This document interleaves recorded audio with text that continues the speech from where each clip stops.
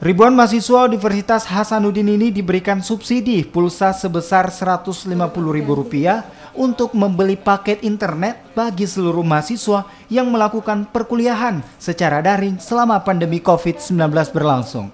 Selain memberikan pulsa, pihak Rektor Universitas Hasanuddin Makassar juga memberikan bantuan 450 paket bahan pokok kepada mahasiswa perantau yang tidak pulang kampung.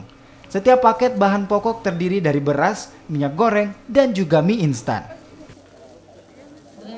Saat ini kan sedang menjalani kuliah online, jadi yang paling dibutuhkan mungkin cuma kuota saja. Oh, kuota saja ya? Kalau untuk konsumsinya bagaimana? Konsumsinya ya baiknya kan dari orang tua juga. Tapi kadang juga tidak ada, makanya paling membutuhkan sekali. Ibu Rektor itu membuat kebijakan seluruh mahasiswa Unhas, bukan saja FISIP, seluruh mahasiswa Unhas itu dikasih bantuan kuota data sebanyak 150.000 per mahasiswa kepada seluruh mahasiswa supaya mahasiswa yang melakukan kuliah online itu bisa terbantu.